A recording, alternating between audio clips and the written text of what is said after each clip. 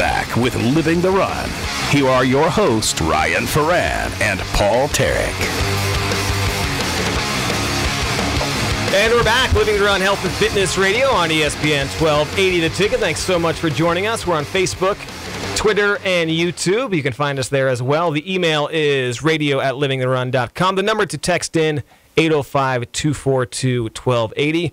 We're talking before this latest segment with Ian Parkinson. First off, Sheriff, thanks so much for joining us. Great job so far as Sheriff. We appreciate everything you are doing. How are you doing tonight? I'm doing great. I was actually sitting outside listening to you guys and talk about random. The tattoo part was very entertaining. I appreciate that. Yeah, so we're going to pose the question to you. Any tattoos for the Sheriff? None. I left you guessing there for a bit. You did. You didn't answer me right away, so that led me to believe there's a lower back rainbow somewhere. That would never happen with the Sheriff. But we mentioned before that you are a black belt in Hawaiian Kempo, trained at the Pit with Chuck Liddell. A lot of those guys have tattoos, and you were mentioning that when you hit a certain level, you get some ink. What is that degree that you hit, and what is the ink that you traditionally get? Well, when you reach black belt, it was mandatory back at the time that John Hackleman had you get the Pit tattoo, and the Pit tattoo is what Chuck has on his arm of the basically the skeleton and with boxing gloves on. So that was what I was obligated to do, and I was the first one that John actually gave an exemption to. Now, why did you get the exemption? I think he was afraid of my wife, Amy, personally. Now, is your wife very opposed to this? Yeah, you didn't get the exemption. She got the exemption. Exactly. You still owe him. Yeah. Yeah, I think that's why he gave it to me. I think he knew that it was going to be a battle, because I was back and forth, and I'd said, you know what, I'm going to do it. You know, sometimes when people get tattoos, they get them for a reason. I heard you guys talking about, you know, a family member dying in memory and stuff, and they really mean something rather than just like a random, you know, lion on you or something that has no meaning. So this really had meaning, so I gave it some hard thought, and, you know, I'm just kind of glad I didn't. Whose final decision was that? That was mine, of course. Come on. What are you inferring, that it was my wife's decision? Yes. It was my Can't decision, ask the sheriff that question. That's true. It was my decision. Yeah. No, I love you, dear. Yeah. If you need to find me next week. After I consult her, of course. But that is one of those things where it's really cool. It's a, you know, huge feat that someone achieves to get a black belt, do an ultra marathon. So I would think that, you know, something like that, if I got black belt status, I would definitely consider that as well. And that was exactly it. I mean, you work so hard to get it, and you finally get it, and you achieve it, and you're proud of what you did. You're proud of, you know, kind of the brotherhood of the group. But, you know, ultimately, you know, you got to make a decision. Do you want it on for the rest of your life? Because the removal process is pretty painful, and you know, it doesn't fully remove it. I don't think. I think in some cases they can get it pretty well removed. So, you know, that was kind of what it boiled down to. Yeah. Talking to San Luis Obispo County Sheriff Ian Parkinson on Living the Run Health and Fitness Radio. So, Sheriff, how did you first get into mixed martial arts and training with John Hackleman and the Pit? Well, my sister actually met John, and I'd known Chuck since he was at Cal Poly. I got to know Chuck. He was bouncing at the Graduate, and I got to know him. And then I hired him at the fair for security, and that was the first year he got his mohawk. That's a good hire. Like 2 days before I walk out of backstage, and he's got a mohawk, and I see the back of him. I'm like, who's this guy? I didn't hire this guy. Kick this guy out of here. Yeah, Who is this walk over troublemaker? to Chuck, and he's had it since. So, but I knew Chuck, and my sister met John, and she kind of, you know, asked John, hey, you know, Ian likes this stuff. You ought to, you know, can he come train with you? And at the time, I was probably about 230 lifting weights, and John said, oh, I love big guys, you know, which is, you know, not a good thing. My sister said, oh, he'll be great down there, and John bet her that I wouldn't last. So she tells me this. So she tells me, you know, top-ranked kickboxer in the world, that I will last through this training. And I told her, what are you thinking about? Writing checks you Yeah, can't pay. yeah, He's going to come down there yeah. and show you something. Yeah, That's right. exactly. And I mean, I used to go home from when I started training with John, and I'd drive home, and I had black eyes, bloody noses, and I just, you know, I thought I was a pretty tough guy, and he, you know, he one-armed and, you know, beat me, and I'd go home going, what am I doing? I'm just getting beat up every single day doing this training. and yet you kept going back. I did. I know. It's not, not the most intelligent thing. But, once you get part of it, once you get involved, and it's like any sports you're involved in, you get passionate about it. You get so engaged with it, and then you have to. I mean, it's, and then as you start to feel that you're getting better, then it becomes more exciting. Then you feel like, hey, I'm actually learning something. I'm feeling pretty good. And it's not about fighting and beating up people. That's never what it was about. It was about, being able to protect yourself, and actually it's just a sport. How long was it weeks, months? Did you feel like you actually were learning, before you felt like you were actually learning stuff? Like, how long was it before you didn't drive home going, God, I just got my butt kicked again. Why am I doing this? I'm not going back tomorrow. It was months. I mean, honestly, it was months. I mean, when and John is really demanding. I mean, John would call me up. I'd train 5 days a week, drive down to, at that time his house in his little shack out back, the original pit and up here. And I'd drive down there 5 days a week, and then he'd call me up on Saturday, where are you? And I said, I'm at home. You just called me. And he said, why aren't you down here training? I'm like, I trained 5 days this week. And he's like, so? Come down here and train. And so it was constant push, and then you got into the mode, and then finally after a few months you kind of felt like, hey, I'm still getting hit, but I'm actually, I'm able to defend myself, and I feel, like I'm getting a little bit better. Yeah, my nerves are all dead, and I don't feel it anymore. Life is good. Exactly. Good. I'm numb. Great. Or was it like another new guy that they had brought in and they let you beat up on him, and it was kind of like it got passed down? That was exactly that was part of it, huh? Yeah. Well, John had like a 10-foot ring out there, and it was just this, horrible ring. It was like the ropes were literally rope, and he'd put 4 of us in the ring, and you'd each go in a corner in the ring, and then he'd spar one at a time, and it was, they were ugly, and so you're sitting there watching the guy before you get beat up. Now it's your turn to get beat up, and so you would rotate, and he'd just rotate you all until he was done, and then he'd end. Do you think his initial intent was to train you, or just to beat you guys up for fun, and then at some point some of you guys started to learn stuff, and he's like, man, this actually could be lucrative. I'm going to teach some people how to do this. Oh, it was absolutely. It was absolutely to beat you up. You were there for his pleasure. Hey, exactly. Saturday, come up. I got beat up 5 days this week. Come up for 6. Well, even Chuck.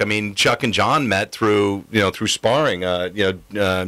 Chuck was working out at a gym, and he had a black belt in Koi Kon, and John went there to spar, and Chuck's instructor threw Chuck out there, and then Chuck went through that whole same thing, and he said, hey, I want to train with him, and so he started training. But I'm sure it was pleasure for John too at the time. Yeah, as a neutral observer, when Chuck started working with him, because Chuck wasn't not a fighter when he started working. He was already a black belt, correct? Yes. So how did Chuck do against John in those first couple rounds? Because there's not going to be a give. It's not going to be a give and take. There's always that competitive edge.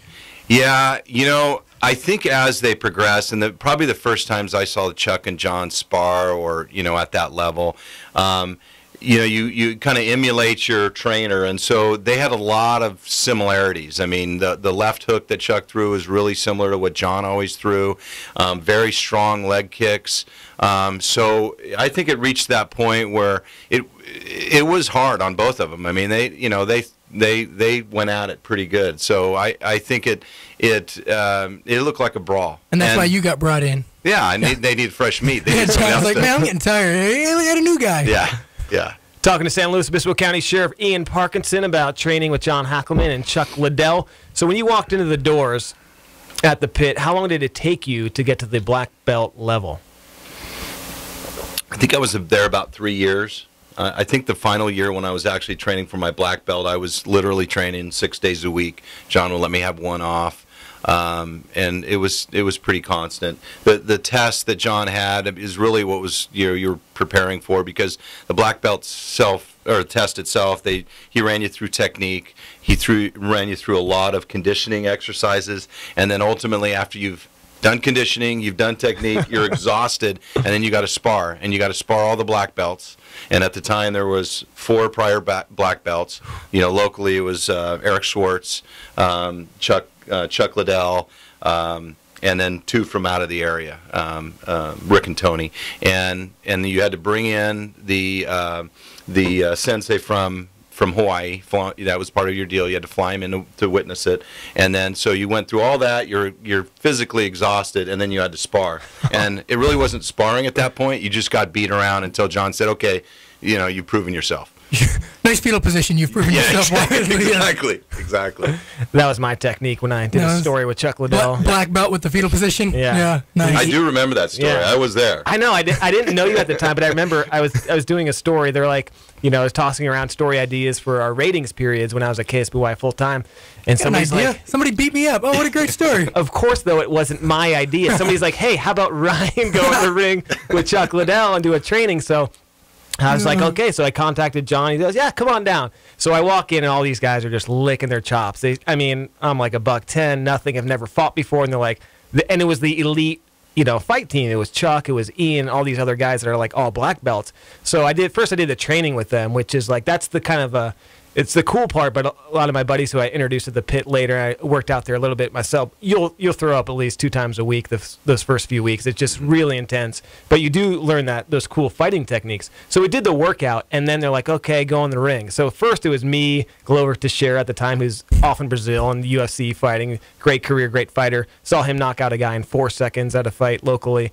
So it was me, those guys. And the smile on Glover's face when he had me in a headlock and he wasn't hitting me hard, but was just, laughing. And my natural reaction was fetal position. I couldn't do anything. And then Hackelman, when I got in there later with Chuck, it was just me and Chuck.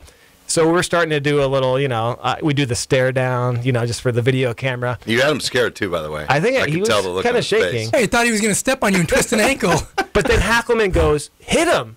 He's like, just hit him. And, we both had not that he needed any gear, but I had headgear on and that sort. And I was so scared to hit him. Just, what if he flipped to the Iceman? Like I, pissed him off a little bit with one of my turned green and rip his shirt off again. That was so right of you, though. I mean, John and Chuck, both of them, I'd be sparring with them, and you could tell when you flipped that switch on them. And I tell you, it was not a switch you wanted to flip because, Chuck is like, I've known him for so many years and a good friend, and I could tell that look on his face, and I'm like, okay, now he's angry. You do something, you're like, turn it off, turn it off.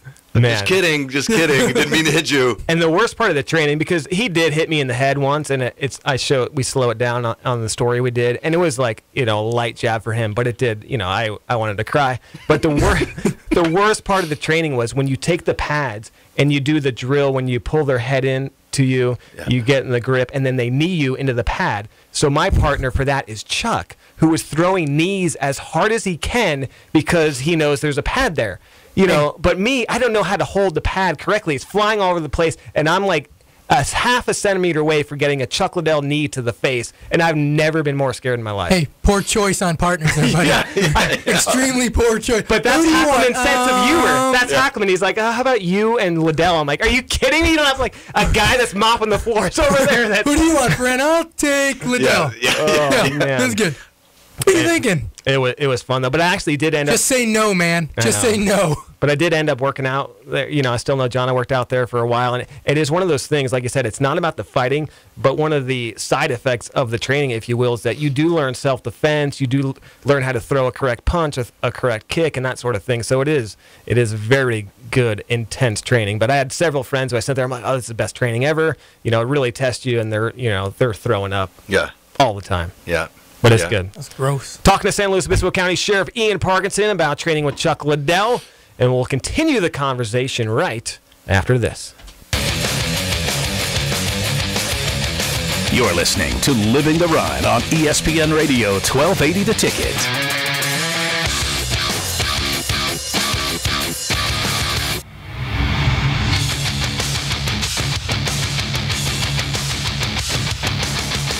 So, where's the best place to be this summer?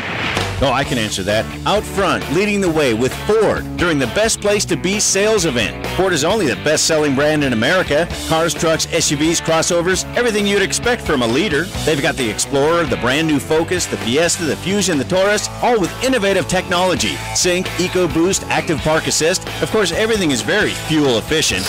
I'm telling you, the Ford Best Place to Be sales event now happening at Malahi Ford in the village of Arroyo Grande. It really is the best place to be. What's up?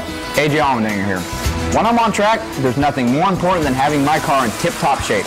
And you shouldn't settle for anything less either. That's why I recommend taking your vehicle to Malahi Ford for all your servicing needs. Whether it's an oil change, tune-up, new tires, or major repair work, Malahi Ford is the team you want handling your vehicle. So visit Malahi Ford in the village of Rio Grande and you'll be a winner too. Malahi Ford, where good things are happening. Stop by today. Your weekend warrior may take biking, surfing, and other sports to extremes. And when he knows excitement, make sure you know the way to the Sierra Vista Emergency Room. Our professionals are on staff 24/7, boosted by technology and expertise that can help ease the pain of a wipeout. The Sierra Vista Regional Medical Center Emergency Room, ready for you round the clock. Just off Santa Rosa Street at Murray in San Luis Obispo.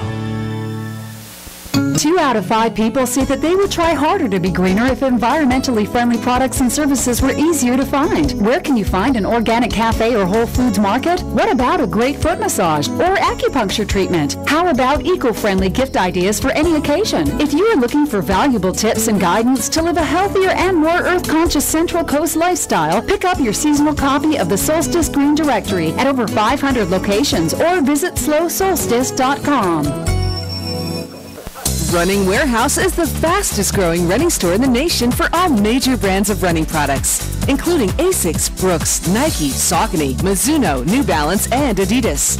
Running Warehouse is focused on providing runners the best shopping experience available online, on the phone, or in our store.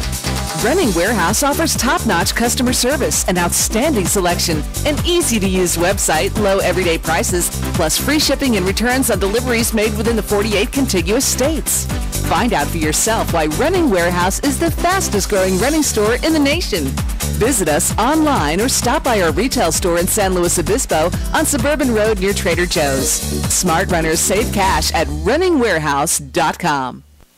Artie's Pilates Studio in Pismo Beach is a Pilates-only studio that uses the full line of Pilates apparatus. Whether you're rehabbing an injury, want to strengthen your core, relieve back pain, or just increase your energy and overall fitness, Artie's Pilates Studio has it all, including a full staff of trainers who are nationally certified. They offer private and semi-private lessons, plus group classes on the Pilates Reformer. Artie is even certified as a Pilates golf conditioning specialist. Artie's Pilates Studio in Pismo Beach. Call 773-3863.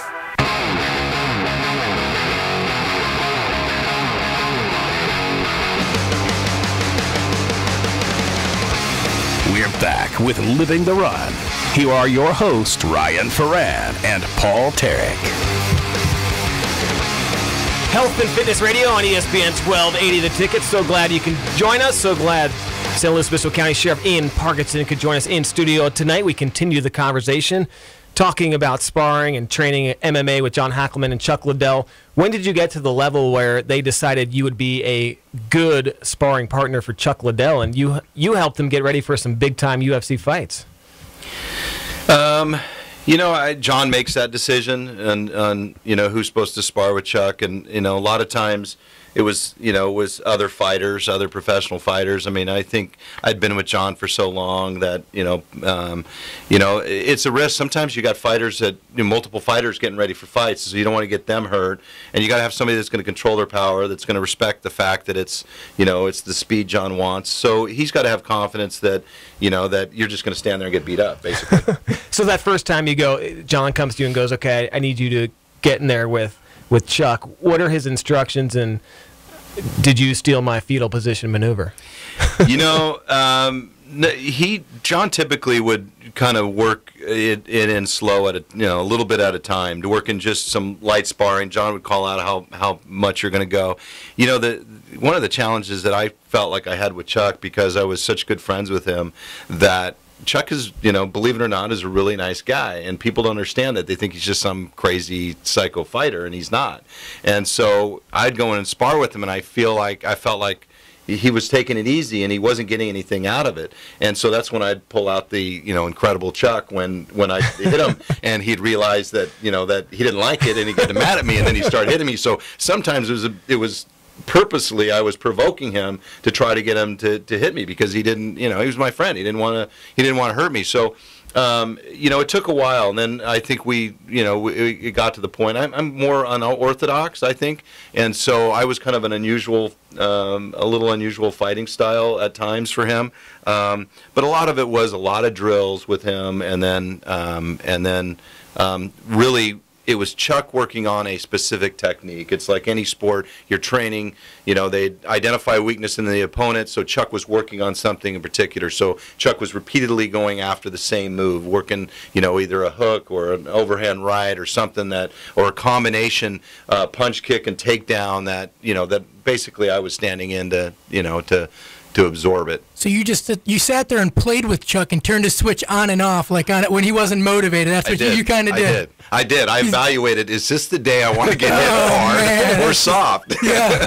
There's a lot of thought process going on in there at that point. It's like, what am I going to do here? What am I going to do? It's on. Oh, God. Well, you know what people don't realize, and they think of boxing and kickboxing and MMA as this dumb man sport. And there's so much, it's in every sport, contact sport, wrestling, there's so much technique and there's so much thought that goes in. When you get so good and you get so comfortable, it becomes natural, obviously, because you're comfortable.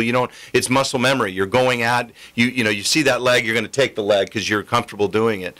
It takes a lot of work, and it takes, especially what people don't realize is I can go in, when I was, a couple years ago, I could have 5 guys training with me, and I could do what John used to do. I'd be in the ring, and I had one come in at a time, and I could do 30 minutes sparring with all of them and be completely fine. Then you turn around and you get in with a guy like Chuck, and you're exhausted after 2 minutes because mentally you get so stressed out. And I think people that don't do well in sports who don't deal with the stress part of it, they're exhausted within minutes, because honestly, even a great fighter, you get in for 2 minutes with somebody good, you're tired. Yeah. It is that stress too, the mental stress too, and I think it's part of it, the clinching and being on the defensive so much. Your muscles are always strained, and that just really drains your cardio. I haven't done any of the fighting, but I've done some of the jiu-jitsu and rolling around with people, basically try to choke them out, but just more of wrestling. And literally 30 seconds in, trying to defend yourself from somebody choking you out is the most exhausting thing ever. I can go out and run 8 miles, the next day or the day before, but getting 30 seconds trying to defend somebody, keep them off you, is so tiring. And people sit there at home, they watch the UFC fights and see, how are these guys gassed? It's the first round. There's only been fighting for 4 minutes. It's like, you don't understand the defensive pressure. It's 4 minutes, though, too. The other thing that a lot of people don't think about is it's 4 minutes of full body. It's not aerobic run or even anaerobic running. It's not where you can just go out and your body is just working on, getting blood flow to the legs and repair. It is full body, and all of a sudden you have, instead of just blood going to the legs, you got blood going everywhere.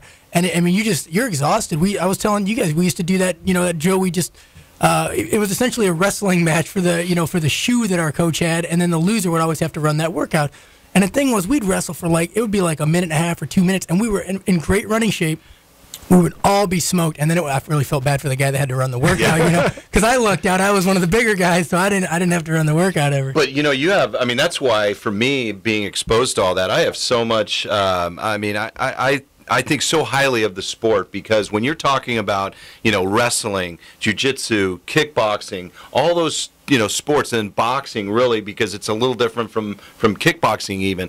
I'd get on the ground with somebody that is 50 pounds lighter than I was, but they were a wrestler, and they would be able to position and use their weight, and I felt like I'm fighting somebody that's 50 pounds heavier, and it exhausts you, and then they have to be good at all of them, and it's pretty amazing, because to be good at one of them is a pretty amazing feat, but when you're talking about multiple, crazy stuff.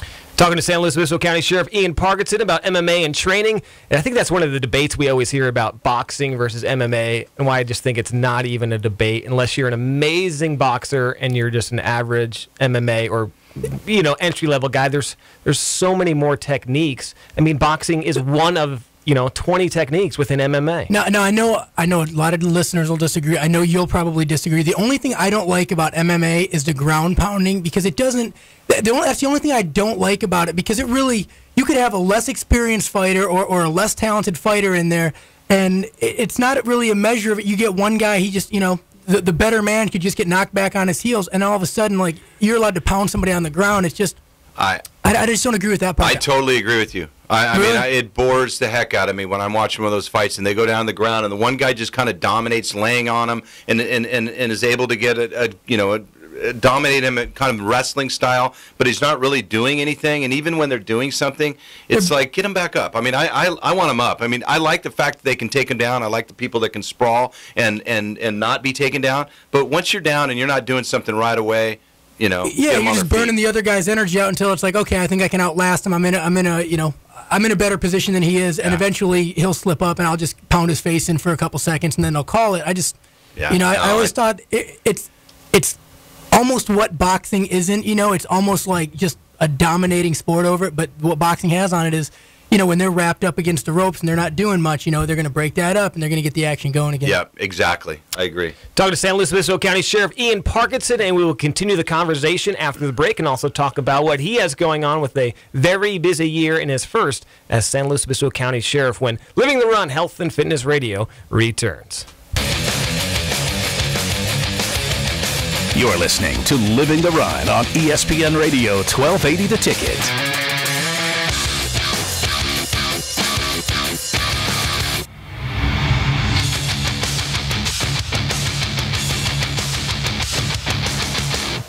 Running Warehouse is the fastest growing running store in the nation for all major brands of running products, including Asics, Brooks, Nike, Saucony, Mizuno, New Balance, and Adidas. Running Warehouse is focused on providing runners the best shopping experience available online, on the phone, or in our store. Running Warehouse offers top-notch customer service, an outstanding selection, an easy-to-use website, low everyday prices, plus free shipping and returns on deliveries made within the 48 contiguous states. Find out for yourself why Running Warehouse is the fastest-growing running store in the nation. Visit us online or stop by our retail store in San Luis Obispo on Suburban Road near Trader Joe's. Smart runners save cash at runningwarehouse.com. A preventable epidemic in the U.S. is killing our family, friends, neighbors, and children. Over 2/3 of American adults and 34% of kids are overweight or obese, which can lead to diabetes, heart disease, and premature death. 56% of adults and 32% of 5th, 7th, and 9th graders in SLO County are overweight or obese.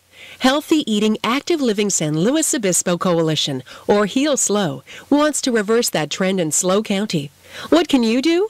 Help us fight the epidemic by joining Heal SLO or visiting www.healslo.com for resources or more information. Together we can work towards a healthier and brighter future for ourselves, our loved ones, and our children.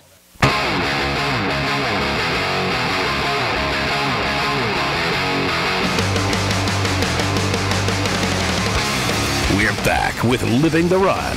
Here are your hosts, Ryan Ferran and Paul Tarek. Living the Run Health and Fitness Radio, San Luis Obispo County Sheriff Ian Parkinson, our guest. We were talking about training with Chuck Liddell, mixed martial arts, and that sort of thing. Now we're going to switch gears a bit and talk about what he has been busy with. And I know you guys introduced the K9 unit a few weeks ago. You opened up a cold case unit to look at some unsolved homicides in the area. What are some of the other things that you've been doing in your first year as sheriff? Probably the big things, the jail realignment was the big thing. We're getting ready to build a new women's jail that we really desperately need, that was approved, and then realignment came where we're getting more inmates, and so that's had its pretty big impact on us, and so it's scrambling getting some of that stuff done. Some of the other projects, the internal affairs division, getting that going again, changing policies. I mean, you come into office. I come into office just almost a year ago yesterday, and you have a month to get the budget in. You got a $57 million budget. You're learning it. I got a new finance manager coming in, and so she was learning it. And there's no time to breathe. It's like morning, noon, and night. You're on. It was like Brewster's Millions, like $57 million. You got to spend it. You got to money. Yeah. Like, oh no. So what are the challenges? I mean, from everyone I talk to, and I think you're doing a fantastic job, a lot of great programs you have going on. What are your challenges for your second year as you look forward, a couple of your priorities for 2012? You know, I think probably, I mean, the first one is again a month away, and that's, you know, budget. We're fortunate in this county. I think the county is very well managed and has been. You know, it was probably 3 months in office when I went to the first state sheriff's meeting. There's only 57 other sheriffs, so you get to, you know them all, and you get to talk to them all, and you talk about budget, because it was budget time, and everybody was complaining on they're losing 30 or 50 positions, and I joked that I quit asking the question because I was having 2 positions frozen, and they're losing 30 to 50 positions, and I felt like they're going to ask me sooner or later, and now they're not going to like me. So, you know, it's budget first. I think we're sitting pretty good right now. I think that's a challenge. I think gangs is a big one. We've just taking over the narcotics task force is coming over to my office, and so our special operations unit is growing, which is really a good thing, because it's not costing any more money. I mean, I think, you know, you realize that with the K-9 program, trying to do it without costing the taxpayer any more money, and doing it more intelligently, providing better services, is really the key to success. And I think the you know, unit coming over for gangs is big. We're doubling the size of the gang task force, and you know, we just had a 17-year-old killed in Oceano a few months ago that we're you know, hot and heavily investigating still. We've you know, it's a matter of proving up the case. Difficult cases to prove, but having the resources there, you just don't go to the county right now and say, I need 10 more positions. So how do you do it without asking for that? Because that's the simple solution: give more money. And I think generally the public is tired of that. The public is tired of government waste. They're tired of Sacramento not getting along, Washington not getting along, and these, you know, these battles going on, and then these inflated salaries. And you know, and quite honestly, the only thing you can do in response is try to get the money and use it in a more intelligent way to convince people that you're using the money the right way. And it's you know, as an elected position now, I don't report to the Board of Supervisors. You're my boss, the public, and so my connection with the board is giving me the money that I need in order to provide the service that I'm, you know, elected to do. So it's not always easy to do. So it's, you know, it's a lot of creative thinking, a lot of using your bright employees to come up with, you know, what other ideas can we utilize to be more effective or efficient. That is some outside thinking. An elected public official promoting fiscal responsibility, and you know, working for the taxpayer. Where do you come up with these outlandish ideas? I mean, I just came up with it just now. It's very fringe. I don't know if it's going to catch on. I hope it does. Quickly, we have about a minute left. I did want to ask you, I know you brought in a cold case unit to investigate unsolved homicides. One of those cases is Kristen Smart, who went missing in 1996, Cal Poly student. There's been, I wouldn't call them recent revelations, but you're going to re-examine some evidence and that sort of thing. What's the latest with that case? Kristen Smart case was actually never what is considered a cold case. A cold case is when you've exhausted leads and you put it on the shelf, and so it's been actively investigated. But it goes through peaks and valleys. Sometimes you get, you know, more information. When you're talking about 15 years later, you don't find that one single bit of information that all of a sudden springs it. So what we did was we kind of took a new approach. We went back and looked at it from the very beginning, looked at all the physical evidence. It's progressing. I'm very pleased with where it's progressing, so hopefully we'll keep it going. Well, Sheriff, we appreciate you coming in. We really appreciate the hard work you're doing. I know you're out there in the community. You're listening to everyone, and I've heard nothing but great things about the job you're doing. So thanks for everything you're doing, and please keep it up. Thanks for stopping in, talking health and fitness training with Liddell and Iceman and the boys, and we hope to see you soon. For Paul and Max, I'm Ryan Ferran. Keep living the run. You've been listening to Living the Run on ESPN.